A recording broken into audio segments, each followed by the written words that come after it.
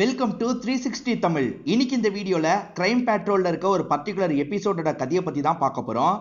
இருக்கிறதுலயே இதான் பெஸ்ட் எபிசோட்னு சொல்லலாம். இல்ல நீங்க கொஞ்சம் கூட எதிர்பார்க்காத நிறைய ட்விஸ்ட் அண்ட் டர்ன்ஸ்லாம் வச்சிருப்பாங்க. நிறைய கதையில நீ இப்படிதான் சொல்றன்ற மாதிரி உங்களுக்கு ஒரு கேள்வி வரும். இது உண்மையிலேயே ரொம்ப ஸ்பெஷலான எபிசோடு. கிரைம் பேட்ரோல்ல பொதுவா ஒரு எபிசோடு 40 நிமிஷம் இருக்கும். சில சமயம் 2 எபிசோட சேர்த்தாதான் ஒரு கதை வரும். ஆனா அந்த மாதிரி இதுல 3 எபிசோட சேர்த்தாதான் ஒரு கதையே வரும். மொத்தமா 160 நிமிஷம் இந்த கதை போகும். அந்த அளவுக்கு இந்த கதையில ட்விஸ்ட் அண்ட் டர்ன்ஸ் வச்சிருப்பாங்க. முடிவை கண்டிப்பா உங்களால கெஸ்ஸே பண்ண முடியாது, அந்த அளவுக்கு சூப்பரா இருக்கும். எக்ஸ்பிளனேஷனுக்குள்ள போறதுக்கு முன்னாடி வீடியோக்கு ஒரு லைக் போடுங்க. அது மூலியமா இந்த வீடியோ இன்னும் நிறைய பேர்கிட்ட கொண்டு போய் சேர்க்கப்படும். மேற்கொண்டு டைம் வேஸ்ட் பண்ணாம நம்ம நேரடியா எக்ஸ்பிளனேஷனுக்குள்ள போயிடலாம். எப்பவுமே எபிசோட்ல பின்னாடி நடக்க போற விஷயத்த முன்கூட்டியே காட்டுவாங்கல்ல, அந்த மாதிரி ஒரு விஷயத்த காட்டுறாங்க. ஊர் மக்கள்லாம் சேர்ந்த மாதிரி ஒரு பகுதியில டிராமாலாம் பார்த்துட்டு இருக்காங்க. பாஞ்சாலியோட சாரிய நிறைய பேர் சேர்ந்த மாதிரி உருவாங்க பாத்தீங்களா, அந்த சீன் தான் வருது போல. அவங்க பாஞ்சாலியா என்னன்னு தெரியல, இப்ப அந்த சீன் தான் போயிட்டு இருக்கு. அப்படியே கட் பண்ணி ஒரு வீட்டை காட்டுறாங்க. ஒரு பெரிய வீட்டை தான் காட்டுறாங்க. இந்த வீட்டுல ரிச்சான ஒருத்தங்க இருக்காங்க. இவங்க என்ன பண்றாங்கன்னா, இவங்க சாரிய கொஞ்சம் கொஞ்சமா கழட்டிட்டு இருக்காங்க. இவங்களுக்கு எதிர யாரோ நின்னுட்டு இருக்காங்க போல. இப்ப சாரிய கலட்டினவங்க தாலியை கலட்டுறாங்க. இவங்க ஹஸ்பண்ட் போட்டோ இருக்கு பாத்தீங்களா, அந்த போட்டோவை கவுத்தி வச்சிடுறாங்க. இப்ப தாலியை கலட்டினவங்க நெருங்கி யார்கிட்டயோ போறாங்க. அங்க நிக்கிற நபர் யாருன்றத தெளிவா நமக்கு காட்டல. இவங்களுமே இடுப்புல கைய வைக்கிறாங்க. அப்படியே அவரை கட்டி பிடிச்சி முத்தெல்லாம் கொடுத்துட்டு இருக்காங்க. அப்படியே இந்த சீனை கட் பண்ணி ஒரு 2 மணி நேரம் கழிச்சு நடக்கிறத காட்டுறாங்க. அதாவது இந்த சீன்ல இருந்து 2 மணி நேரம் கழிச்சு நடக்கிறத காட்டுறாங்க. ஒரு நதிக்கரை மாதிரி இருக்கு. அந்த இடத்துக்கு ஒரு நபர் ஒரு பாடியை தூக்கிட்டு போறாரு. அவர் ஃபேஸ் மாஸ்க் போட்டிருக்காரு. யாரு என்னன்றது கிளியரா தெரியல. ஏதோ ஒரு பொண்ணை சாவடிச்சிருக்காரு போல. இப்ப அந்த லேக்ல தூக்கி போட்டுட்டு இங்க இருந்து கிளம்புறாரு. இப்ப ஸ்டார்டிங்ல இருந்து நடந்த விஷயத்த காட்டுறாங்க. அதாவது 2 வாரத்துக்கு முன்னாடி நடந்த விஷயத்துல இருந்து நமக்கு காட்டுறாங்க. டிவி சேனலை சேர்ந்த ஒரு லேடி ஒரு பெரிய குடும்பத்தை பேட்டி எடுக்கிறதுக்காக வந்திருக்காங்க. இந்த லேடியோட பேரு ஸ்வேதா அப்படின்றது. அட்டல் சிங் அப்படின்ற ஒருத்தரோட ஃபேமிலியை பேட்டி எடுக்கிறதுக்காக தான் வந்திருக்காங்க. அட்டல் சிங்கை பொறுத்த வரைக்கும் பாலிடிக்ஸ்ல இருப்பாரு. அதே மாதிரி பசங்களை வச்சு பெரிய லெவல்ல பிசினஸ் எல்லாம் பண்ணிட்டு இருக்காரு. இவரை பொறுத்த வரைக்கும் 2 பசங்க இருப்பாங்க. அதே மாதிரி ஒரு பொண்ணு இருக்காங்க. மூத்த பையன் பேரு கேதர் அப்படின்றது. இவர் தான் கேதரா இருப்பாரு. கேதரோட ஒய்ஃபை காட்டுறாங்க. யாருன்னு பாத்தீங்கன்னா ரிச்சா தான். அதாவது ஸ்டார்டிங் ஒரு லேடியை காமிச்சாங்கல்ல, அவங்க தான் மருமக அப்படின்றது தெரிய வருது. பாலிடிக்ஸ்ல என்னோட மருமக தான் எனக்கு ரொம்ப சப்போர்ட்டிவா இருக்கான்ற மாதிரி அட்டல் சிங்கம் மருமகளை பாராட்டிட்டு இருக்காரு. ஸ்வேதாவும் கேள்வி எல்லாம் கேட்டுட்டு இருக்காங்க. இந்த சமயம் மிருதுலான்ற ஒரு பொண்ணு இந்த இடத்துக்கு வராங்க. இவங்க தான் இந்த அட்டல் சிங்கோட பொண்ணா இருப்பாங்க. அட்டல் சிங்கை பொறுத்த வரைக்கும் அசிஸ்டன்ட் மாதிரி ஒரு நபர் இருக்காரு. அவர் குடும்பத்துல ஒருத்தர் மாதிரி தான். எல்லாருமே அவரை மாமா மாமான்னு கூப்பிடுவாங்க. அதாவது இந்தியில சாச்சா சாச்சான்னு கூப்பிடுவாங்க. அவரோட பேரு முகேஷ் அப்படின்றது. அதாவது மிருதுலாக்கு பின்னாடி ஒருத்தர் நின்னுட்டு இருக்காரு பாத்தீங்களா, அவர் தான் முகேஷ். உங்க சின்ன பையனை பத்தி சொல்லவே இல்லையன்ற மாதிரி ஸ்வேதா கேக்குறாங்க. அட்டல் சிங்கம் சொல்ல ஆரம்பிக்கிறாரு. இவரோட பேரு வீரா இருக்கும். இவர் காலேஜ் முடிச்சிருக்காரு. வெளிநாட்டுல போய் மேல் படிப்பு படிக்கணும்ன்ற மாதிரிலாம் ஆசைப்பட்டு இருக்காரு. ஆக்சுவலா மருமக ரிச்சா இருக்காங்கல்ல, இந்த ஸ்வேதா கிட்ட கொஞ்சம் கோபமா பேசுறாங்க. அதாவது எந்த கேள்வி கேட்டாலும் சட்டு சட்டுன்னு பதில் சொல்றாங்க. இவங்க ஸ்வேதா கிட்ட எதுக்காக கோபமா பேசுறாங்கன்றது கதை போக போக உங்களுக்கே புரிஞ்சிடும். இப்ப ஸ்வேதா பேட்டி எடுத்துட்டு இருக்கும் போது பேரம்பேத்திங்க இந்த இடத்துக்கு வந்துடுறாங்க. 2 பேருமே ரிச்சாவோட பசங்களா தான் இருப்பாங்க. பொண்ணுக்கு பசங்க இல்ல போல. இப்ப ஸ்வேதா இருக்காங்கல்ல, பேட்டி எடுக்கிறதுக்கு டைம் தந்ததுக்கு நன்றின்ற மாதிரி இந்த இடத்தை விட்டு கிளம்ப ஆரம்பிக்கிறாங்க. இப்ப நைட்டு நேரம் கெஸ்ட் ஹவுஸ் நமக்கு காட்டுறாங்க. பார்த்தா இந்த ஸ்வேதா இருக்காங்கல்ல, கேதர் கூட ஒன்னா இருந்துட்டு இருக்காங்க. ஒன்னா இருந்து முடிச்சதுக்கு அப்புறம் கேதர் இருக்காருல, வேலையாளுக்கு கால் பண்ணி ஜூஸை எடுத்துடுவான்னு சொல்றாரு. இப்ப அவங்க கிட்ட இருந்து ஜூஸை வாங்குறதுக்காக கதவை திறக்கிறாரு. அந்த சமயம் ஸ்வேதா உள்ள இருக்கிறத அவன் கவனிச்சிடறான். ஆனா பெருசா எதுவும் கேட்காம சைலண்டா இந்த இடத்தை விட்டு கிளம்பிடுறான். ஸ்வேதா கிட்ட ரிச்சா கொஞ்சம் எரிஞ்சு விழுந்த மாதிரி காமிச்சாங்கல்ல, ஆக்சுவலா ரிச்சாக்கு இவங்க 2 பேரோட அஃபேரை பத்தி தெரியும் போல. அதனால தான் ஸ்வேதா கிட்ட கொஞ்சம் கோவப்பட்டு இருப்பாங்க. ஃபேமிலியில இருக்க மத்தவங்களுக்கு முழுசாலாம் தெரியாது. ஆனா பையன் யார் கூட அஃபேர் வச்சிருக்கான்றது மட்டும் தெரியும். இவர் இருக்கார்ல, சீக்கிரமா உன்னை கல்யாணம் பண்ணிக்கிறேன் அப்படின்ற மாதிரிலாம் ஸ்வேதா கிட்ட சொல்லியிருப்பாரு போல. எப்பதான் என்ன கல்யாணம் பண்ணிக்க போறீங்க அப்படின்ற மாதிரி கேக்குறாங்க. என்னோட அப்பா அடுத்த பதவிக்கு போகட்டும், நான் வீட்டுல பேசுறேன், எப்படியாவது உன்னை கல்யாணம் பண்ணிக்கிறேன் அப்படின்ற மாதிரிலாம் இவர் சொல்லிட்டு இருக்காரு. இவர் கல்யாணம் பண்ணிப்பாரா இல்ல ஏமாத்திடுவாரா அப்படின்ற மாதிரி ஸ்வேதாக்கு லைட்டா பயம் இருக்கதான் செய்து. அதை நினைச்சு இவங்க லைட்டா ஃபீல் பண்ணிட்டு இருக்காங்க. மருமகளான ரிச்சா இருக்காங்கல்ல, பொலிட்டிக்கல் சயின்ஸ் படிச்சவங்களா இருப்பாங்க. அதனால பாலிடிக்ஸை பத்தி நல்லாவே உங்களுக்கு தெரியும். மாமனாருக்கு நிறைய ஐடியா எல்லாம் கொடுத்துக்கிட்டே இருப்பாங்க. ஸ்பீச் பேசணும்னு வச்சுக்கோங்களேன், அதை ப்ரிப்பேர் பண்ணி இவங்க தான் தருவாங்க. இப்ப அசிஸ்டன்டான இந்த முகேஷ் இருக்கார்ல, நம்ம மிருதுலாவையும் பாலிடிக்ஸ்க்கு கொண்டு வரலாம் அப்படின்ற மாதிரி சொல்லிட்டாரு. ஆனா இதை கவனிச்சிட்டு இருக்க இந்த மருமக இருக்காங்கல்ல, வேணாமாமா, மிருதுலாவோட ஹஸ்பண்ட் நிறைய ஊழல் எல்லாம் பண்ணாரு, மக்களுக்கு கோவம் இருக்கு, மிருதுலாவை நிக்க வச்சா தோக்க தான் செய்வாங்கன்ற மாதிரிலாம் சொல்றாங்க. என் மருமக சொல்றது சரிதான், இவர் சொல்ற மாதிரியே பண்ணலாம், பதவிலாம் தர வேணாம் அப்படின்ற மாதிரி இவர் முடிவு எடுத்துறாரு. இதை பத்திலாம் மிருதுலாக்கு தெரிய வந்துருது. மிருதுலா கோவப்படுறாங்க.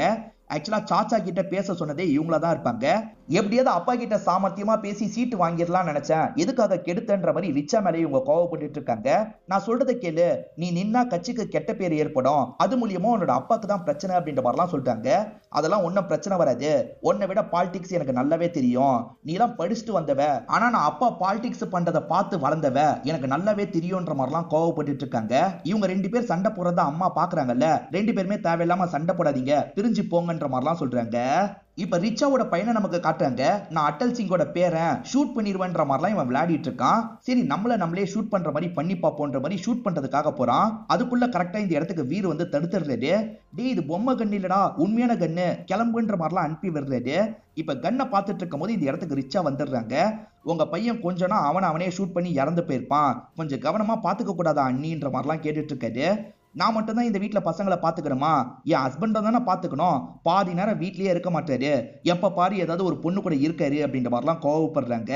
அண்ணன் அப்படிப்பட்டவர்னு வீருக்கும் தெரியும் போல, அண்ணனை பத்தி தான் உங்களுக்கு தெரியும்ல, விடுங்க அண்ணி பாத்துக்கலாம் அப்படின்ற மாதிரிலாம் சமாதானம் சொல்லிட்டாரு. என்னால தாங்கிக்க முடியல வீர், ரொம்ப கஷ்டமா இருக்குன்ற மாதிரி இவங்க ஆறுதலா சாயிற மாதிரிலாம் வராங்க. அதாவது இவங்களுக்கு இந்த வீரை பிடிக்கும் போல, அதனால தான் நெருங்கி வந்துட்டு இருக்காங்க. ஆனா வீர் இருக்காரு பாத்தீங்களா, அவங்க சாயறதுக்குள்ள இங்க இருந்து கிளம்பணும் அப்படின்ற மாதிரி வேகமா கிளம்பிடுறாரு. இப்ப கீர்த்தின்ற ஒரு பொண்ணை காட்டுறாங்க. யாருக்காகவோ வெயிட் பண்ணிட்டு இருக்காங்க. யாருக்காக வெயிட் பண்றாங்கன்னா இந்த வீருக்காக தான் வெயிட் பண்றாங்க. ஆக்சுவலா அண்ணி கட்டி பிடிக்கிறதுக்காக வரும்போது விலகினார்ல, காரணம் இவருக்கு ஒரு லவ்வர் இருக்காங்க.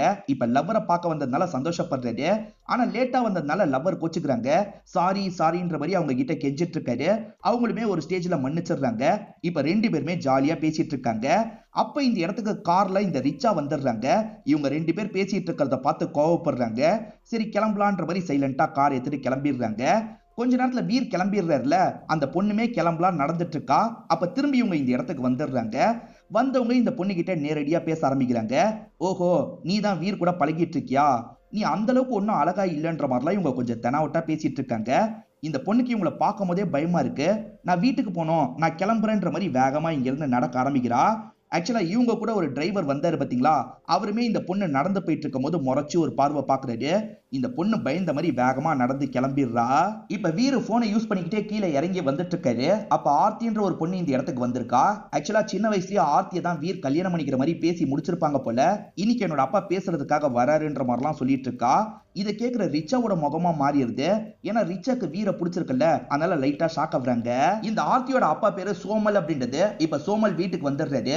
சோமலை பொறுத்த வரைக்கும் அட்டல் சிங்கோட பெஸ்ட் ஃப்ரெண்டா இருப்பாரு. ரெண்டு பேருமே பாலிடிக்ஸ்ல ஒன்னா தான் வந்திருப்பாங்க. ரெண்டு பேருமே இப்ப நல்ல பொசிஷன்ல இருக்காங்க. சோமல் நிறைய அப்பாக்கு ஹெல்ப்லாம் பண்ணிருப்பாரு போல, அதை பத்தி எல்லாம் பேசிட்டு இருக்காங்க. இப்போ பொறுமையா சோமலும் கல்யாண விஷயமா பேச ஆரம்பிக்கிறாரு. அப்பாக்கு இது ஓகே தானே, ஓகேன்ற மாதிரிலாம் ஏத்துக்கிறாரு. ஆனா வீருக்கு இதுல சுத்தமா விருப்பம் இல்ல போல. சாரிப்பா எனக்கு இதுல விருப்பம் இல்ல, சின்ன வயசுலயே பேசினது, இப்ப எனக்கு அதுல விருப்பம் இல்லைன்ற மாதிரி சொல்லிட்டாரு. பெரியவங்க பேசிட்டு இருக்கோம்ல, அமைதியா இருன்ற மாதிரி சோமல் சொல்லிட்டாரு.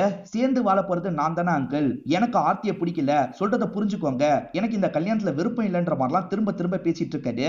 இதனால ஆர்த்தி பயங்கரமா அப்செட் ஆயிடுறாங்க. வாங்கப்பா நம்ம கிளம்பலாம் அப்படின்ற மாதிரி வேகமா இங்க இருந்து கிளம்பி போறாங்க. ஏன் பண்ணி அப்செட் ஆக்கிட்டீங்கல்ல அப்படின்ற மாதிரி சோமல்மே இந்த இடத்துல கோவப்படுறாரு. உங்களை இந்த லெவலுக்கு வளர்த்தது நான் தான், உங்களை அழிக்கவும் என்னால முடியும், கண்டிப்பா உங்களை அழிச்சே தீருவன்ற மாதிரிலாம் கோவமா இந்த இடத்துல சபதம் எடுத்துட்டு கிளம்ப ஆரம்பிக்கிறாரு. இப்ப கேதர் வீட்டுல இருக்கும் போது போன் கால் வருது. யார்கிட்ட இருந்து கால் வருதுன்னா ஸ்வேதா கிட்ட இருந்து தான் கால் வருது. எத்தனை வாட்டி வீட்டுல இருக்கும் போது கால் பண்ணாதன்னு சொல்லியிருக்கேன், வீட்டுல இருக்க எல்லாருமே என்ன சந்தேகப்படுறாங்க, கால் பண்ணாதன்னு சொல்றாரு. ஒரு முக்கியமான விஷயம் பேசணும், உடனே இந்த இடத்துக்கு வாங்கன்னு சொல்றாங்க. அப்படியே கட் பண்ணி இவர் ரெடி ஆயிட்டு இருக்கிறத நமக்கு காட்டுறாங்க. இந்த நேரத்துல எங்க ரெடி ஆயிட்டு இருக்கீங்கன்ற மாதிரி ஒய்ஃப் கேக்குறாங்க. ஒரு மீட்டிங் இருக்குன்னு சொல்றாரு. மீட்டிங் யார் கூட, அந்த ஸ்வேதா கூடியான்ற மாதிரி இவங்க கோவமா கேக்குறாங்க. இவர் என்னடி ஓவரா பேசுறன்ற மாதிரி உங்களோட கையை முறுக்குறாரு. அதாவது ஒய்ஃபா ஹஸ்பண்டை பார்த்து பயப்பட தான் செய்வாங்க போல. விடுங்கன்ற மாதிரிலாம் கெஞ்சுறாங்க. என் விஷயத்துல தேவையில்லாம தலையிட்ட என்ன பண்ணுவனே தெரியாதுன்ற மாதிரி இவரும் புடிச்சு தள்ளி விடுறாரு. இவங்க யாடபடமா பெட்ல விழுந்துடுறாங்க. இவரும் கிளம்புறாரு. வீர் தான் அண்ணனோட பசங்களை பார்த்துப்பாரு போல, அந்த மாதிரி பசங்களை பார்த்துட்டு இருக்காரு. அந்த சமயம் ரிச்சா இருக்காங்கல்ல, வேலைக்காரியை இந்த ரூமுக்கு கூட்டு வராங்க. ரெண்டு பசங்களையும் நீ பாத்துக்கோன்னு சொல்லிட்டாங்க. வேலைக்காரியும் சரின்ற மாதிரி ரெண்டு பசங்களையும் வெளியே கூட்டு போயிடுறாங்க. இந்த சமயம் தான் ரிச்சாவோட கையில காயம் இருக்கிறதே இவர் கவனிக்கிறாரு. என்னாச்சு அப்படின்ற மாதிரிலாம் இவங்க கிட்ட கேட்கிறாரு. வழக்கம் போலதான் உன்னோட அண்ணன் ரொம்ப ரூடா நடந்துகிட்டாரு, இவர்கிட்ட மாட்டிட்டு நான் ரொம்ப கஷ்டப்படுறேன் அப்படின்ற மாதிரிலாம் ஃபீலிங்கா பேசுறாங்க. விடுங்க அண்ணி, எல்லாம் சரியா போயிடும், அண்ணன் சீக்கிரமா மாறிடுவாரு அப்படின்ற மாதிரிலாம் சொல்றாரு. அவர் மாற மாட்டாரு, நீயாவது நான் சொல்றதை புரிஞ்சுக்கோன்ற மாதிரிலாம் கட்டி பிடிக்க ஆரம்பிக்கிறாங்க. அண்ணி விடுங்க விடுங்கன்ற மாதிரிலாம் இவர் சொல்லிட்டாரு. ஆனா இவங்க இருக்காங்கல்ல, சாரி எல்லாம் கொஞ்சம் கொஞ்சமா கலட்டுறாங்க. இததான் ஸ்டார்டிங்கே நமக்கு காமிச்சிருப்பாங்க. இவர் வேணான்னு சொல்லிட்டு இருக்காரு. அதை மீறி தான் இவங்க இந்த விஷயத்தெல்லாம் பண்ணிட்டு இருக்காங்க. இப்ப பக்கத்துல வந்து சட்டுன்னு இவரை கட்டி பிடிச்சிடுறாங்க. ஆனா இவர் இருக்கார்ல, என்ன பண்ணிட்டு இருக்கீங்க, நிறுத்துங்க, நான் ஒரு பொண்ணை லவ் பண்றேன், இந்த விஷயத்தெல்லாம் என்னால பண்ண முடியாதுன்ற மாதிரி சொல்லிட்டாரு. உன்னை எனக்கு பிடிச்சிருக்கு புரிஞ்சுக்கோன்னு சொல்றாங்க. ஆனா இவர் கேட்க மாட்டாரு. இவங்களுக்கு கொஞ்சம் அசிங்கமா போயிருது. சாரி எல்லாம் எடுத்துட்டு கிளம்புறாங்க. இந்த விஷயம் நடந்த 2 மணி நேரத்துல தான் ஏதோ ஒரு பாடியை யாரோ குளத்துல போட்ட மாதிரி காமிச்சிருப்பாங்க. இப்ப காலையில லேடிஸ் எல்லாம் குளத்துல தண்ணி எடுக்கிறதுக்காக வராங்க. அப்பதான் ஒரு பாடி மிதந்துட்டு இருக்கிறது இவங்களுக்கு தெரிய வருது. இவங்க போலீஸ்க்கு தகவலை கொடுத்துடுறாங்க. இப்ப போலீஸ் இன்ஸ்பெக்டர் இந்த இடத்துக்கு வந்துடுறாரு. எல்லாருமே சேர்ந்த மாதிரி பாடியை தூக்கிட்டு இருக்காங்க. யாரோட பாடின்னு பாத்தீங்கன்னா கீர்த்தியோட பாடி தான் கிடைச்சிருக்கு. கீர்த்தினா யாருன்னா இந்த வீரோட கேர்ள் ஃப்ரெண்டா ஒருத்தங்களை காமிச்சாங்கல்ல, அவங்களா தான் இருப்பாங்க. இன்ஸ்பெக்டரா இந்த பொண்ணை பத்தி எல்லார்கிட்டயும் விசாரிக்கிறாரு. இந்த பொண்ணுக்கு பெஸ்ட் ஃப்ரெண்ட்ஸா 2 பேர் இருக்காங்க. எப்பவுமே அவங்க கூட தான் ஜாலியா சுத்திட்டு இருப்பா அப்படின்ற மாதிரிலாம் சொல்றாங்க. முன்னாடி நாள் இந்த பொண்ணு இருக்காங்கல்ல, அப்பா கிட்ட சொல்லிட்டு அந்த 2 ஃப்ரெண்ட்ஸ் கூட தான் எங்கேயோ கிளம்பி போயிருக்காங்க. சோ அந்த ஃப்ரெண்ட்ஸ் கிட்ட விசாரிச்சா ஏதாவது கிடைக்கும்ன்ற மாதிரி இன்ஸ்பெக்டருமே இந்த இடத்துல யோசிக்கிறாரு. வீர் எங்கேயோ கிளம்பணும்னு நினைக்கிறாரு. ஆனா அதுக்குள்ள ரிச்சா இருக்காங்கல்ல, கதவை சாத்திட்டு உள்ள வராங்க. நீ எங்கேயும் கிளம்பாத, அதுதான் உனக்கு நல்லதுன்ற மாதிரி சொல்றாங்க. ஏன் என்னாச்சுன்னு கேக்குறாரு. கீர்த்தி இறந்து போயிட்டா, யாரோ கொலை பண்ணிருக்காங்கன்ற மாதிரி சொல்றாங்க. என்ன சொல்றீங்கன்ற மாதிரி இவர் பயங்கரமா ஷாக் ஆயிட்டு இருக்காரு. நீ அவ கூட பழகுனது ஊர்ல யாருக்காவது தெரிஞ்சிருக்க வாய்ப்பு இருக்கு, உன் மேல பழி வந்துற போது, இந்நேரத்துல வெளியே போகாதுன்னு சொல்றாங்க. இவருமே சரின்ற மாதிரி ஏத்துக்கிறாரு. ஆனா கீர்த்தி இறந்து போயிட்டாலே அப்படின்ற மாதிரி பயங்கரமா ஃபீல் பண்றாரு. நீ ஃபீல் பண்ணாது அப்படின்ற மாதிரி ரிச்சா ஆறுதல் சொல்றாங்க. அப்படி ஆறுதல் சொல்லும் போது இவங்க சந்தோஷப்பட்டு இருக்காங்க. இவரை கட்டி பிடிச்சிருக்காங்கல்ல, அதனால தான் சந்தோஷப்படுறாங்க. ஒருவேளை கீர்த்தியை இவங்க தான் ஏதாவது பண்ணிட்டாங்களா என்னன்னு கிளியரா தெரியல. இன்ஸ்பெக்டர் ஃப்ரெண்ட்ஸ் 2 பேர்கிட்ட விசாரிக்கணும்னு நினைச்சார்ல, இப்ப அவங்க கிட்ட தான் கேள்வி கேட்கறாரு. ஃப்ரெண்ட்ஸுமே நடந்த விஷயத்த சொல்றாங்க. ஆக்சுவலா ஃப்ரெண்ட்ஸ் ஒரு குறிப்பிட்ட தூரம் வரைக்கும் தான் வருவாங்க போல. அதுல இருந்து கீர்த்தி மட்டும் தான் தனியா போவாங்க போல. ஒரு பணக்கார வீட்டு பையனை லவ் பண்றான்னு தெரியும், யாருன்றது எங்களுக்கு தெரியாது சார். கூட்டு போறதுக்காக ஒரு கார் வந்தது, அவ காரை பார்த்தோன்னே கிளம்பி போயிட்டா, இவ்வளவுதான் எங்களுக்கு தெரியும்ன்ற மாதிரிலாம் இவங்க சொல்லிட்டு இருக்காங்க. சரி, அந்த பொண்ணு ஏறி போன காரோட அடையாளத்தை சொல்லுங்கன்னு கேக்குறாரு. இந்த ஃப்ரெண்ட்ஸுமே அடையாளத்தை யோசிச்சு சொல்றாங்க. அந்த மாதிரி கார் இந்த ஊர்லயே 2-3 பேர்கிட்ட தான் இருக்கும். அந்த 2-3 பேர்கிட்டயும் இன்ஸ்பெக்டர் விசாரிக்கிறாரு. அதுல ஒருத்தர் தான் அட்டல் சிங்கா இருப்பாரு. இப்ப அட்டல் சிங் கிட்ட விசாரிக்கிறதுக்காக வந்துடுறாரு. அட்டல் சிங்கும் எதுக்காக வந்திருக்கீங்கன்ற மாதிரிலாம் கேக்குறாரு. சார், ஒரு மர்டர் கேஸ் விஷயமா விசாரணை பண்ணோம், உங்க காரை பத்தி எங்களுக்கு தெரிய வந்தது, அதனால தான் விசாரிக்கிறதுக்காக வந்திருக்கோன்ற மாதிரிலாம் சொல்றாரு. அட்டல் சிங் கோவமா பேசிட்டு இருக்காரு. அப்ப இந்த இடத்துக்கு ரிச்சா வந்துடுறாங்க. சரி, என் மாமா கிட்ட கேட்டு என்ன ஆக போகுது, நிறைய கார் இருக்கு, நிறைய டிரைவர்ஸ் இருக்காங்க, டிரைவர்ஸ் கிட்ட விசாரிச்சு பாருங்கன்ற மாதிரி இவங்க கூலா பதில் சொல்றாங்க. இதனால இன்ஸ்பெக்டருமே சரின்ற மாதிரி ஏத்துக்கிறாரு. மொத்தமா இந்த வீட்டுல ஒரு 6-7 டிரைவருங்க இருக்காங்க. எல்லாரையும் நிக்க வச்சு இவர் விசாரணை பண்றாரு. இன்ஸ்பெக்டர் விசாரணை பண்ணிட்டு இருக்கும் போது அசிஸ்டன்ட் இங்க இருக்க காரெல்லாம் பாக்குறாரு. அதுல இவங்களுக்கு வேண்டிய காரை பாத்துறாரு. இந்த காரை யாரு டிரைவ் பண்ணுவா அப்படின்ற மாதிரிலாம் விசாரிக்கிறாரு. கிட்டுன்றவன் தான் டிரைவ் பண்ணுவான்ற மாதிரி எல்லாருமே சொல்லிட்டு இருக்காங்க. இப்ப இன்ஸ்பெக்டரும் கிட்டுக்கு பக்கத்துல வந்துடுறாரு. நீ இந்த பகுதிக்கு போனியான்ற மாதிரி கேக்குறாரு. இல்ல சார், நான்லாம் அந்த பகுதிக்கு போலன்ற மாதிரி இவன் சொல்றான். ஆனா கொஞ்சம் தயங்கி இவன் சொல்றான். இன்ஸ்பெக்டருக்கு லைட்டா இவன் மேல டவுட் வருது. இப்போதைக்கு இன்ஸ்பெக்டரும் கிளம்பலான்ற மாதிரி இங்க இருந்து கிளம்புறாரு. கண்டிப்பா அவன் ஏதோ ஒரு விஷயத்த மறைக்கிறான், அவன் கிட்ட இருந்து உண்மையை வாங்கணும் அப்படின்ற மாதிரிலாம் ஆளுங்க கிட்ட பேசிக்கிட்டே தான் கிளம்பிட்டு இருக்காரு. கொஞ்ச நேரத்துல கிட்டுவே இன்ஸ்பெக்டர் கிட்ட பேசணும்ன்ற மாதிரி ஸ்டேஷனுக்கு வந்துடுறான். இன்ஸ்பெக்டரும் என்ன விஷயம்ன்ற மாதிரி கேட்கிறாரு. சார், உங்ககிட்ட ஒரு விஷயத்த நான் மறைச்சிட்டேன், ஆக்சுவலா காரை யார் எடுத்துட்டு போனான்றது எனக்கு தெரியும்ன்ற மாதிரி சொல்றான். யார் எடுத்துட்டு போனா அப்படின்ற மாதிரி இன்ஸ்பெக்டர் கேட்கிறாரு. சார், வீட்டுல இருக்க மூத்த பையனான கேதார் தான் எடுத்துட்டு போனாரு சார் அப்படின்ற மாதிரி சொல்றான். நான் தான் சொன்னேன்றதை அந்த ஃபேமிலி கிட்ட சொல்லிடாதீங்கன்னு கேட்கிறாரு. சொல்ல மாட்டோம், கிளம்புன்ற மாதிரி அனுப்பி வச்சிடுறாங்க. அப்ப கேதார் தான் ஏதோ பண்ணிருக்கான் போலன்ற மாதிரி வீட்டுல விசாரணை பண்றதுக்காக வராங்க. ஆனா வீட்டு வாசல்லயே முகேஷ் தடுத்துடுறாரு. என்ன நீங்க பாட்டுக்கு வீட்டுக்குள்ள நுழைஞ்சிட்டு இருக்கீங்க, வீட்டுக்குள்ள வரதுக்கு முதல்ல உங்ககிட்ட பர்மிஷன் இருக்கா? வீட்டுக்குள்ள வந்து விசாரணை பண்ணணும்னு நினைக்கிறீங்கன்னா சின்னதா ஒரு ப்ரூஃப் ஆது கொண்டு வாங்க, அப்பதான் உள்ள விட முடியும், கிளம்புங்க அப்படின்ற மாதிரிலாம் கொஞ்சம் அதட்டி பேசுறாரு. பெரிய ஆள் கிட்ட அசிஸ்டண்டா இருக்கிறதுனால தான் இவ்வளவு திமிரா பேசுறாருன்னு இவங்க நினைக்கிறாங்க. அந்த பையன் எங்க இருக்கான்னு விசாரிக்கணும்னு முடிவு பண்றாங்க. நம்ம பையன் கேதார் தான் ஏதாவது பண்ணிட்டானா அப்படின்ற மாதிரி அட்டல் சிங் யோசிக்கிறாரு. ஏன்னா பையனை இப்போதைக்கு இவங்களால ரீச்சே பண்ண முடியல, எங்க போனான்றது இவங்களுக்கு தெரியல, பொண்ணுங்க விஷயத்துல அவன் கொஞ்சம் வீக்குன்றது இவங்களுக்கு தெரியும், அதனால தான் இப்படி யோசிக்கிறாங்க. இந்த சமயம் வீர் இருக்கார்ல, உண்மையை சொல்லலாம்னு நினைக்கிறாரு. ஆனா அதுக்குள்ள பக்கத்துல இருக்க ரிச்சா தடுத்துடுறாங்க. அவசரப்பட்டு இந்த விஷயத்த சொல்லாத, நீ தான் பாய் ஃப்ரெண்டுன்னு யாருக்கும் தெரியல, அதனால அமைதியா இருன்ற மாதிரிலாம் சொல்றாங்க. பையன் கொலை பண்ணிட்டு பதுங்கி இருக்கான்ற மாதிரி தான் அட்டல் சிங் நினைக்கிறாரு. அவன் வந்தா அவனை காப்பாத்துறதுக்கான வேலையை பாருங்கன்ற மாதிரி சாச்சா கிட்ட சொல்லிடுறாரு. அதே சமயம் ஒய்ஃபு கிட்ட பையனை பத்தி கோவமா பேசிட்டு இருக்காரு. உன் பையன் கொலை பண்ணிருக்கான்னு தெரிஞ்சது என்ன பண்ணுவனே தெரியாதுன்ற மாதிரிலாம் ஒய்ஃபை போட்டு திட்டிட்டு இருக்காரு. அதுக்கு மிருதுலா இருக்காங்கல்ல, சொந்த பையனை நம்ப மாட்டீங்களாப்பா, குடும்பத்தை தவிர எல்லாரையும் நம்பிட்டு இருக்கீங்க அப்படின்ற மாதிரிலாம் கோவமா சொல்லிட்டு இருக்காங்க. அப்படியே கட் பண்ணி நைட்டு நேரம் ரிச்சா மேக்கப்லாம் போட்டு ரெடி ஆயிட்டு இருக்காங்க. அந்த சமயம் வேலைக்காரி இருக்காங்கல்ல, அம்மா ஸ்வேதா மேடம் வந்திருக்காங்கன்ற மாதிரி சொல்றாங்க. அவ எதுக்காக வீட்டுக்கு வந்திருக்கான்ற மாதிரி இவங்க யோசிக்கிறாங்க. இப்ப பேசுறதுக்காக வந்துடுறாங்க. ஆக்சுவலா ஸ்வேதாவாலேயே அந்த கேதரை ரீச் பண்ண முடியல போல. ரீச் பண்ண முடியல, அவர் வீட்டுல இல்லையான்னு கேட்டுதான் வந்திருக்காங்க. ஓஹோ, வீட்டுக்கே நேரடியா வர அளவுக்கு ஆயிடுச்சா அப்படின்ற மாதிரி கோவப்படுறாங்க. கேதரை போலீஸுங்க தேடிட்டு இருக்காங்களாமே, உண்மையான்ற மாதிரிலாம் கேட்டுட்டு இருக்காங்க. உண்மைதான் அப்படின்ற மாதிரி இவங்க சொல்றாங்க. கேதர் மூலியமா 2 பிள்ளைங்களை நான் தான் பெற்றிருக்கேன், நானே இவ்வளவு பதட்டப்படல, நீ எதுக்கு இவ்வளவு பதட்டப்படுற, நீ வெறும் கீப் தான் அப்படின்ற மாதிரி அசிங்கப்படுத்துற மாதிரி பேசுறாங்க. நான் கீப்பாவே இருந்துட்டு போறேன், ஆனா உன்னை விட அவருக்கு என்னதான் பிடிக்கும், சீக்கிரமே என்ன மனைவியா மாத்துறேன்னு சொல்லியிருக்காரு, அப்போ என்ன கவனிச்சுக்கிறேன்ற மாதிரிலாம் சொல்றாங்க.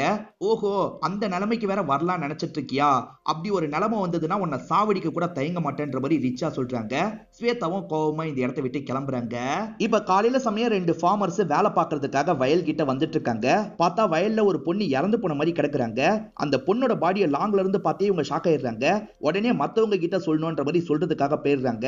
இப்ப கொஞ்ச நேரத்துல போலீஸ் இன்ஸ்பெக்டர் டீமோட இந்த இடத்துக்கு வந்துடுறாரு. ஆனா இப்போ வந்து பார்க்கும்போது அங்க இருந்த பாடி காணோம், ரத்த கரை மட்டும்தான் இருக்கு. என்ன பாடி காணோன்ற மாதிரி இன்ஸ்பெக்டர் யோசிக்கிறாரு. சுத்தி முத்தி தேடி பாருங்கன்ற மாதிரி ஆளுங்க கிட்ட சொல்றாரு. ஆளுங்களும் பக்கத்துல இருக்க இடத்தெல்லாம் சுத்தி முத்தி தேடி பாக்குறாங்க. அப்பதான் ரத்த கரையோட ஒரு ஐடி கார்டு உங்களுக்கு கிடைக்குது. யாரோட ஐடி கார்டு கிடைக்குதுன்னா ஸ்வேதாவோட ஐடி கார்டு தான் கிடைக்குது. அப்ப ஸ்வேதாக்கு தான் ஏதாவது ஆயிடுச்சான்ற மாதிரிலாம் இவங்க யோசிச்சுட்டு இருக்காங்க. ஸ்வேதா யார் கூடயாவது பழகிட்டு இருக்காங்களா அப்படின்ற மாதிரி விசாரணை பண்ணிட்டு இருக்காங்க. அந்த விசாரணையிலேயே உங்களுக்கு ஒரு தகவல் தெரிய வருது. ஆக்சுவலா கேதரோட கெஸ்ட் ஹவுஸ்ல ஒரு நபர் வேலை பார்த்தார்ல, அவர் தான் தகவலை கொடுக்கறதுக்காக வந்திருக்காரு. சார், கேதரும் இந்த ஸ்வேதாவும் அஃபேர்ல இருந்துட்டு இருந்தாங்க சார், ஏன்னா கெஸ்ட் ஹவுஸ்ல வச்சு இவங்களை நிறைய வாட்டி நான் பார்த்திருக்கேன்ற மாதிரிலாம் இவர் சொல்லிட்டாரு. ஏற்கனவே இவங்க கேதர் மேலதான் சந்தேகப்பட்டு இருக்காங்க. அப்ப ஸ்வேதாவையும் இவர் தான் ஏதாவது பண்ணிருக்க வாய்ப்பு இருக்குன்னு யோசிக்கிறாங்க. கேதர் இப்பதான் ஊருக்கு வந்திருக்காரு. ஊருக்கு வந்தோடனே கெஸ்ட் ஹவுஸ்க்கு தான் வந்திருக்காரு. இவரை போலீஸுங்க தேடிட்டு இருக்காங்கன்னு இவருக்கு தெரியுது போல. இதுக்கப்புறம் இங்க இருக்க கூடாது, வேற எங்கேயாவது போயிடணும்னு யோசிக்கிறாரு. இங்க இருக்க இவரோட திங்ஸ் எல்லாம் வேக வேகமா எடுத்து வச்சிட்டு இருக்காரு. அப்பன்னு பார்த்து போலீஸ் ஜீப் வர மாதிரி சவுண்ட் கேக்குது. இன்ஸ்பெக்டர் இந்த இடத்துல பார்க்கலான்னு வந்திருப்பாரு. இவர் கார் இருக்குல்ல, அதனால வேக வேகமா உள்ள வந்து இவர் அமுக்குறாரு. 2 கொலையை பண்ணிட்டு எங்க தப்பிக்க பாக்குறேன்னு கேக்குறாரு. எது 2 கொலை பண்ணனா, யார கொலை பண்ணன்ற மாதிரிலாம் கேக்குறாரு. ஸ்வேதாவை கொலை பண்ணிருக்க, கீர்த்தியை கொலை பண்ணிருக்கன்ற மாதிரிலாம் இன்ஸ்பெக்டர் சொல்லிட்டாரு. இந்த சமயம் ஆளுங்க இருக்காங்கல்ல, அவர் வந்த காரை செக் பண்ணலான்னு செக் பண்றாங்க. பார்த்தா காருக்குள்ளதான் ஸ்வேதாவோட பாடி இருக்கு. அங்க காணாம போன பாடி இவரோட காருக்குள்ளதான் இருக்குன்றது தெரியுது. அவங்க சவுண்ட் கொடுக்கறதுனால இன்ஸ்பெக்டரும் வெளியே வந்து பாடியை பாக்குறாரு. சோ இப்ப பாடி இவரோட கார்ல வச்சே கிடைச்சிருச்சுல, இவர் தான் இந்த குற்றத்தை பண்ணிருக்காருன்ற மாதிரி முடிவு எடுத்துறாங்க. இவர் அரெஸ்ட் பண்ணி இங்க இருந்து கூட்டு போறாங்க. கீர்த்தியும் இவர் தான் கொலை பண்ணிருக்காருன்ற மாதிரி தான் போலீஸுங்க நினைக்கிறாங்க. ஆனா கேதர் இருக்கார்ல, அந்த கீர்த்தி யாருன்னு கூட எனக்கு தெரியாதுன்ற மாதிரி சொல்றாரு. ஸ்வேதாவை எனக்கு நல்லா தெரியும், ஸ்வேதாவை நான் லவ் பண்ணிட்டு இருந்தேன், அவளை எப்படி நான் கொல்லுவேன்ற மாதிரிலாம் கேட்டுட்டு இருக்காரு. இந்த 2 நாள் நீ மிஸ் ஆனல, எங்க போன, அதுக்கு பதில சொல்லுன்ற மாதிரிலாம் இன்ஸ்பெக்டர் கோவமா கேக்குறாரு. இந்த கேதர் இருக்கார்ல, ஸ்வேதாவை சீக்கிரமா கல்யாணம் பண்ணிக்கலாம் அப்படின்ற மாதிரி முடிவு எடுத்திருப்பாரு. அப்பா கண்டிப்பா இதுக்கு ஏத்துக்க மாட்டாரு, பிரச்சனை பண்ணுவாருன்றதுக்காக தான் டெல்லியில போய் சில ஆளுங்களை பார்த்திருப்பாரு. அவங்க சப்போர்ட்டோட அந்த இடத்துல பாதுகாப்பா இருக்கலான்ற மாதிரி தான் இந்த முடிவை எடுத்திருப்பாரு. டெல்லியில தான் 2 நாளா இருந்தன்ற மாதிரிலாம் இவர் சொல்லிட்டு இருக்காரு. ஏன் கல்யாணம் பண்ணணும்னு முடிவு எடுத்தாருன்றதுக்கு காரணத்தை சொல்றாரு. அன்னைக்கு ஒரு நாள் நைட்டு வர சொன்னாங்கல்ல, இவருமே வேகமா வந்திருப்பாரு. நான் பிரெக்னெண்டா இருக்கன்ற மாதிரி அவங்க சந்தோஷமா சொல்லியிருப்பாங்க. இதுக்கு மேலேயும் கல்யாணத்தை தள்ளி போடக்கூடாது, இவரை சீக்கிரமா கல்யாணம் பண்ணோன்றதுக்காக தான் கல்யாண வேலை பார்க்கறதுக்காக வந்திருப்பாரு. இதை பத்தி நான் ஸ்வேதா கிட்ட கூட ஒரு வார்த்தை சொல்லுன்ற மாதிரி சொல்லிட்டாரு.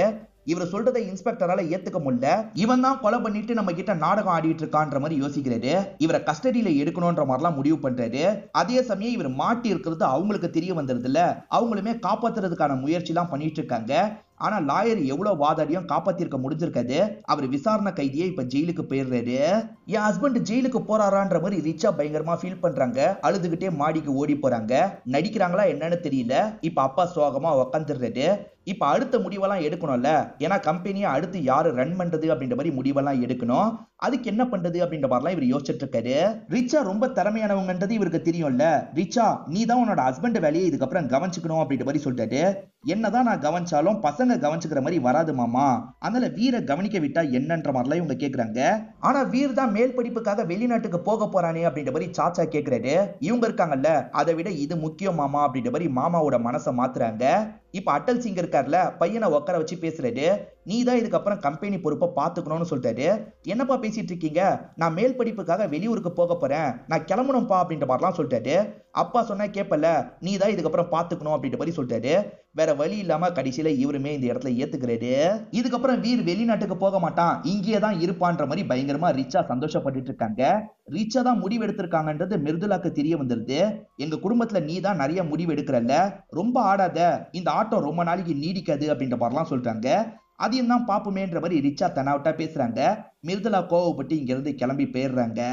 அந்த கேதர் இருக்கார்ல, சத்தியமா நான் இந்த விஷயத்த பண்ணலன்ற மாதிரி அடிச்சு சொல்லுவாரு. சரி, கேதர் இந்த விஷயத்த பண்ணலனே வச்சுப்போமே, கேதர் பண்ணலனா வேற யார் பண்ணிருப்பா, வேற யாருக்கு மோட்டிவ் இருக்குன்ற மாதிரிலாம் இவங்களுக்குள்ள பயங்கரமா டிஸ்கஸ்லாம் பண்ணிட்டு இருக்காங்க. இந்த சமயம் ரிச்சா இருக்காங்கல்ல, ஜெயில இருக்க ஹஸ்பண்ட பாக்குறதுக்காக வந்திருக்காங்க. அடுத்த 20 நாள் எதுவுமே பண்ண முடியாதுன்ற மாதிரி லாயர் சொல்லிட்டாரு. நீங்க ஜெயில தான் இருந்தாகணும் அப்படின்ற மாதிரி கொஞ்சம் கிண்டலா சொல்றாங்க. இதை கேட்கிற ஹஸ்பண்டுக்கு பயங்கரமா கோவம் வருது. நான் ஜெயில இருக்கிறத நினைச்சு நீ சந்தோஷப்படுறல, எவ்வளவு நாள் உன்னோட சந்தோஷம் நீடிக்குதுன்றத நானும் பாக்குறேன். வெளியே வந்துன்னு வச்சுக்கோ, உன்னை உரிச்சு உப்பு கண்டம் போட்டுருவேன்ற மாதிரிலாம் கோவமா சொல்றாரு. வெளியே வந்தாதானே அப்படின்ற மாதிரி இவங்க பதிலுக்கு கிண்டல் பண்றாங்க. உன்னை விட மாட்டேன்டி அப்படின்ற மாதிரிலாம் பயங்கரமா கோவப்பட்டு இருக்காரு. ஆனா ஒய்ஃப் மேற்கொண்டு கிண்டல் பண்ற மாதிரி பேசிட்டு கிளம்புறாங்க. இதெல்லாம் பண்றது ரிச்சாவா என்னன்றது கிளியரா நமக்கு தெரியல. இப்ப இன்ஸ்பெக்டரும் அசிஸ்டன்ட்டும் டிஸ்கஸ் பண்றதை நமக்கு காட்டுறாங்க. இவங்க விசாரிச்ச வரைக்கும் ஒரு விஷயம் தெரிய வருது. ஆக்சுவலா சோமல் இருக்கார்ல, இந்த அட்டல் சிங்க கூட க்ளோஸா இருந்திருப்பாரு. ஆனா இப்ப சமீப காலமா அட்டல் சிங்க விட்டு விலகி இருக்காரு. இவங்களுக்குள்ள ஏதோ எனிமிட்டி உருவாயிருக்கு போல. எதனால உருவாச்சுன்றது கிளியரா தெரியல. சோமல் கூட இவங்க குடும்பத்தை உடைக்கிறதுக்காக திட்டமிட்டு கொலை பண்ணி கேதர் மேல பழிய போட்டுக்கலாம் அப்படின்ற மாதிரி சொல்லிட்டாரு. இப்ப அசிஸ்டன்ட் வேற ஒரு தகவலை சொல்றாரு. ஆக்சுவலா மிர்துலா ஹஸ்பண்ட் இருக்கார்ல, நிறைய கெட்ட பேர்லாம் எடுத்து இறந்து போயிருப்பாரு. அவரோட சாவுக்கு அட்டல் சிங் காரணம்ன்ற மாதிரி நிறைய பேர் பேசுவாங்க. அதனால மிர்துலா கூட குடும்பத்துல இருந்தே குடும்பத்தை காலி பண்றதுக்கு ட்ரை பண்ணலாம், அந்த ஆங்கிள்லயும் நம்ம யோசிக்கலாம்னு சொல்றாரு. சரி, அந்த ஆங்கிள்லயும் யோசிக்கலாம் அப்படின்ற மாதிரி இன்ஸ்பெக்டருமே இந்த இடத்துல ஏத்துக்கிறாரு. இப்ப வீர் பயங்கரமா ஃபீல் பண்ணிட்டு இருக்காரு. இவரோட லவ்வரான கீர்த்தி இறந்து போயிட்டாங்கல்ல, அதை நினைச்சுதான் ஃபீல் பண்றாரு போல. கையில கீர்த்தியோட போட்டோ வச்சு பார்த்துட்டு இருக்காரு. இந்த இடத்துக்கு கரெக்டா ரிச்சா வந்துடுறாங்க. இன்னும் அவளையே நினைச்சு ஃபீல் பண்ணா எப்படி, அதுல இருந்து கொஞ்சம் கொஞ்சமா வெளியே வான்ற மாதிரி ஆறுதல் சொல்ற மாதிரி பேசுறாங்க. அப்படியே இவரை கட்டி பிடிக்கலாம் ட்ரை பண்றாங்க. அதுக்குள்ள மிருதுலா இருக்காங்கல்ல, இவங்க பேசிட்டு இருக்கிறத பார்த்து இந்த இடத்துக்கு வந்துடுறாங்க. ரிச்சா வீரை ட்ரை பண்றாங்க அப்படின்றது ஓரளவுக்கு இந்த மிருதுலாக்கு தெரியுது. இப்ப தம்பி கிட்ட இவங்க பேச ஆரம்பிக்கிறாங்க. அதனால ரிச்சா வேகமா கிளம்பிடுறாங்க. இந்த வீட்டுல நிறைய கார் இருக்குல்ல, இப்ப மிருதுலா ஒரு கார்ல ஏறி கிளம்புறாங்க. இந்த காரை டிரைவ் பண்றது யாருன்னு பாத்தீங்கன்னா கிட்டு தான். இப்ப ரெண்டு பேருமே சேர்ந்த மாதிரி வீட்டை விட்டு கிளம்புறாங்கல்ல, இந்த விஷயத்தெல்லாம் பைக்ல உட்காந்து ஒரு நபர் கவனிக்கிறாரு. இவங்களை ஃபாலோ பண்ணும் அப்படின்ற மாதிரி இவங்களை ஃபாலோ பண்ணி போறாரு. ஆக்சுவலா காரை ஒரு இடத்துல நிறுத்திடுறாங்க. இப்ப மிருதுலா இருக்காங்கல்ல, கிட்டு கிட்ட ஏதோ சொல்லிட்டு இருக்காங்க. என்ன சொல்றாங்க அப்படின்றது கிளியரா நமக்கு தெரியல. இந்த விஷயத்தெல்லாம் லாங்ல இருந்து ஃபாலோ பண்ண நபருமே கவனிக்கிறாரு. இவர் போலீஸ் இன்ஃபார்மரா இருப்பாரு. இப்போ உடனே கால் பண்ணி இன்ஸ்பெக்டர் கிட்ட இந்த தகவலை கொடுக்கிறாரு. கேதர் தான் கீர்த்தியை கொலை பண்ணாருன்னு இவங்க கிட்ட எந்த ஒரு ப்ரூஃபும் கிடையாது. கேதர் தான் அந்த காரை எடுத்துட்டு போனாருன்ற மாதிரி கிட்டு சொல்லியிருப்பான். கிட்டு ஏன் மிருதுலா சொல்லி பொய் சொல்லி இருக்க கூடாது, அந்த ஆங்கிள் யோசிக்கணும்ன்ற மாதிரிலாம் இவங்க யோசிச்சுட்டு இருக்காங்க. இப்ப யாரோ ஒருத்தர் பாம ரெடி பண்ற மாதிரி நமக்கு காட்டுறாங்க. ரெடி பண்ற நபர் யாருன்றத தெளிவா நமக்கு காட்டல.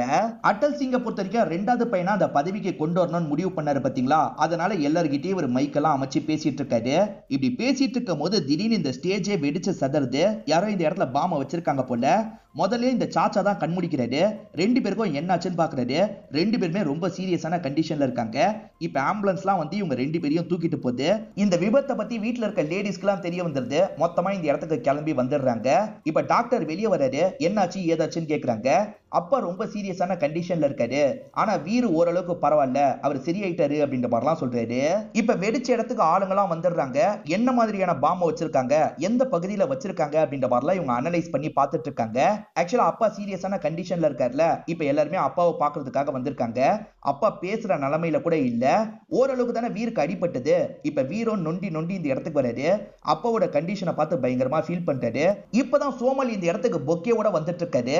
ஆக்சுவலா எல்லாருமே சோமல் மேல கோவப்படுறாங்க. கண்டிப்பா உங்க குடும்பத்தை அழிப்புன்னு சொன்னார்ல, அவர் கூட இப்படி பண்ணிருக்க வாய்ப்பு இருக்குன்னு நினைக்கிறாங்க. எதுக்காக இங்க வந்திருக்கீங்க, நீங்களே இதை பண்ணிட்டு நீங்களே ஆறுதல் சொல்றதுக்காக வந்திருக்கீங்களான்ற மாதிரி கேக்குறாங்க. எது நான் இந்த மாதிரிலாம் பண்ணுவேன்னு நீங்க நினைக்கிறீங்களா? என்னதான் இருந்தாலும் இவர் என்னோட ஃப்ரெண்டு, அதனால தான் ஆறுதல் சொல்றதுக்காக வந்திருக்கேன்னு சொல்றாரு. உங்க ஆறுதலே தேவையில்ல, முதல்ல கிளம்புங்கன்ற மாதிரி எல்லாருமே சொல்றாங்க. இவரும் கோவமா இங்க இருந்து கிளம்புறாரு. ஆக்சுவலா அந்த மீட்டிங் நடந்ததை வீடியோவா கவர் பண்ணிருப்பாங்க.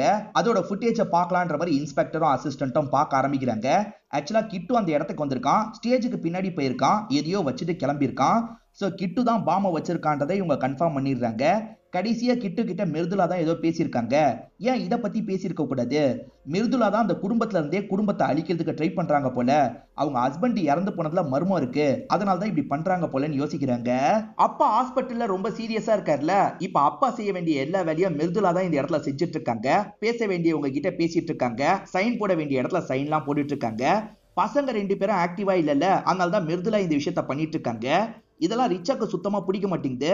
நீங்க எதுக்காக இந்த விஷயத்தெல்லாம் பண்ணிட்டு இருக்கீங்க? இதெல்லாம் வீர் கிட்ட ஒப்படைச்சிடலான்ற மாதிரி சொல்றாங்க. நீ சொல்ற பொலிட்டிக்கல் அட்வைஸ் எல்லாம் என்னோட அப்பா வேணா கேட்பாரு, நான் கேட்க மாட்டேன். என்னோட அப்பாவை பார்த்து வளர்ந்தவன் நானு. பாலிடிக்ஸ் எப்படி பண்ணோன்றது என் ஹஸ்பண்ட் மூலியமாவும் அப்பா மூலியமாவும் எனக்கு நல்லாவே தெரியும். நான் பாத்துக்கிறேன். உன் அட்வைஸ்லாம் எனக்கு தேவையே இல்லைன்ற மாதிரி கொஞ்சம் வில்லத்தனமா சொல்லிட்டு இருக்காங்க. இதோட நம்ம ஃபர்ஸ்ட் பார்ட்டை முடிச்சுப்போம். ஆக்சுவலா 3 எபிசோட் சேர்ந்தது தான் ஒரு கதைன்னு சொன்னேன் பாத்தீங்களா? அதனால இந்த கதை ரொம்ப பெருசா போகும். இதை ஃபர்ஸ்ட் பார்ட்டா நம்ம முடிச்சுப்போம். செகண்ட் பார்ட்டா அடுத்த வீடியோவா போடுறேன். கண்டிப்பா இது வரைக்கும் கதை உங்க எல்லாருக்குமே பிடிச்சிருக்கோன்னு நம்புறேன். இந்த வீடியோ உங்களுக்கு பிடிச்சிருந்ததுன்னா லைக் பண்ணுங்க, கமெண்ட் பண்ணுங்க, மறக்காம 360 தமிழ் சேனலை சப்ஸ்கிரைப் பண்ணுங்க. தொடர்ச்சியா இந்த மாதிரி வீடியோக்கள் வந்துகிட்டே தான் இருக்கும்.